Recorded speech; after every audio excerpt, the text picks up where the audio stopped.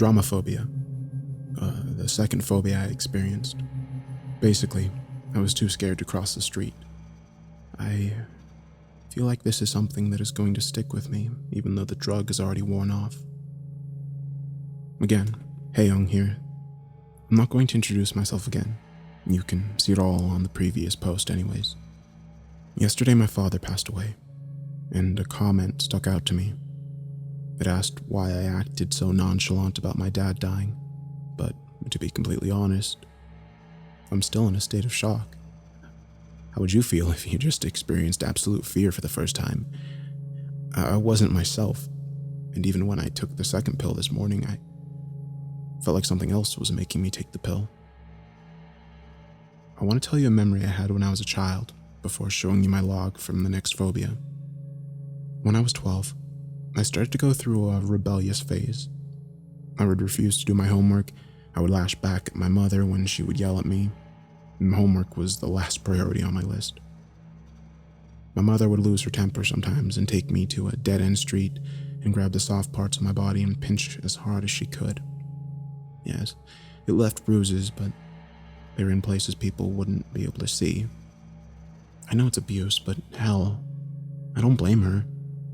My dad went to Korea, constantly leaving us behind, and even with the money he would send us, we would barely scrape by month after month. Sorry, I got off track a little bit. I want to tell you why my mother stopped taking me to the dead-end street. She was in the middle of yelling and pinching when we both noticed a man standing behind our car. He looked visibly upset, and my mother quickly straightened herself out and started the engine. She tried backing out of the street when the man ran back to his car and blocked us in. A kid about my age was sitting on the passenger side. The man ran back out of his car and up to my mother's window. She didn't even look at him. I remember being absolutely scared. Although my mother wasn't the best person in the world, I still loved her and didn't want to lose her. I looked back up at the man and noticed his son was standing behind him with the barrel of a hunting rifle placed on the back of his head. Before I could yell anything, the window was covered in gore, but bits of skull, skin, and brain matter slowly slid down, and I threw up in the car. The kid ended up going to jail for it. He ended up going to some psychiatric ward. It's funny how memories that I tried to hold down for so long start coming up at the most inconvenient times. I never liked streets after that. And this drug made it even worse. 8:12. I took the pill as soon as I woke up. I have my alarm set at 8:15, but I always end up waking up a couple minutes early. Still don't know how I should feel about my father's death. Honestly, one part of me feels like I will never really feel sad about him dying. 8:45. I don't really feel like this pill did anything. I need to pick some stuff up from the store also. I guess I should go ahead and let my manager know that I need to use the rest of my sick days. I think I have 3 left. 9:12. Well, the good news is I figured out what I'm afraid of now. As soon as I walked out of my house and got ready to cross the street, an old memory hit me like a tsunami. I'll tell you what the memory is somewhere in this post, maybe near the beginning. I still tried taking a step onto the street, but as soon as I did, I saw blood everywhere. In the grass, in the streets, on my body. I couldn't do it. I just ran back inside. 12:48. I ate some lunch and went into the living room. While I was sitting on the couch, I looked out the window and saw the neighbor from across the street, Ben, walk out of his house. He gave me a wave, but I noticed he was coming over to my house to talk with me. Without a second thought, I ran out of my house and asked him what he wanted. He wanted to pay me back the $20 I loaned him last week. I tried telling him that it was okay, but with the bill in his hand, he walked halfway across the street. Suddenly a loud rumble filled the street. Before I could open my mouth, Ben's body was obliterated by a speeding truck. I wanted to rush out and see if he was alive, but my body wouldn't let me. Defeated, I walked back into the house and sat on my couch.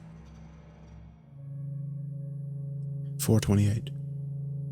I walked on the sidewalk until I got to the other side of the convenience store. I waited for the light to turn green and managed to walk 3 steps before I felt like I was about to die. Sweat started to drip down my face, and my hands started to shake, and my stomach felt like it was ripping out of my midsection. 2 guys walked up to me and asked me if I was okay, but I just turned around and walked back onto the sidewalk. I heard screaming come from behind me. I quickly turned around and saw one of the guys had a pocket knife in his hand. I didn't want to watch, but it was the strangest thing. The other guy stopped screaming, slowly walked into the knife, slowly plunged into his chest, and once the knife was all the way in, he just stepped back out and repeatedly walked into the knife. Around the 7th time, he fell to the ground and remained still. The man holding the knife walked across the street with a blank look on his face and kept walking. 7:07. I don't know. I just want this to stop. I don't know what these pills are, but they have to be the thing causing all this fucked up shit to happen. I'm taking a bath now. It was hard to get in the bath today. Thoughts of my father's cracked open skull still intruding my mind, and I feel like I'm close to giving up. But I know I can't. I've gone too far after taking the first pill. I need to figure out why the fuck people are dying whenever I take these pills. I need to figure out who Max really is. 8:47. I tried driving, but no, I can't. It started off with me being afraid of crossing streets, but it's so much more now. I'm scared of being outside. I'm scared of talking to anyone. I don't want anyone else to die. 10:51. I'm getting sleepy. I'm going to bed. Hopefully Max will call me tomorrow, and I can try to get some more information out of him. Fuck, everything seems fake now. Even the thought of having to go to work makes me feel sick to my stomach. 7:34. Woke up a little extra early today. Checked my phone, but there wasn't any missed calls or messages. I tried eating breakfast, but I accidentally looked out the window and immediately felt sick. Closing all the curtains now, and waiting until this shit passes. 9:24. It's been 24 hours, but I don't feel any better. I tried looking out the window, but I couldn't convince myself to open my eyes. I don't want to risk seeing anyone. Max called. He was a little less pleasant this time. I'm sure by now you've realized you're pretty much screwed, right? You could stop taking the pills, but then you would be losing the only tool to save people's lives. You may be living in fear, but if you would just stop being such a little pussy and push through the fear, you'd be able to do something about it. Instead, you're just letting people die. If you ran across the street to your neighbor, neither of you would have died. If you had just walked with the two men, you could have stopped a man from killing himself. Can't you just tell me what's going to happen instead? I can't keep living like this. The fears aren't even going away. I can't leave my house. I can't look outside. I'm too scared to even look at anyone. Why can't you just help? I'm going to cut you off right there. What makes you think I want to help? Like I said, I'm just researching.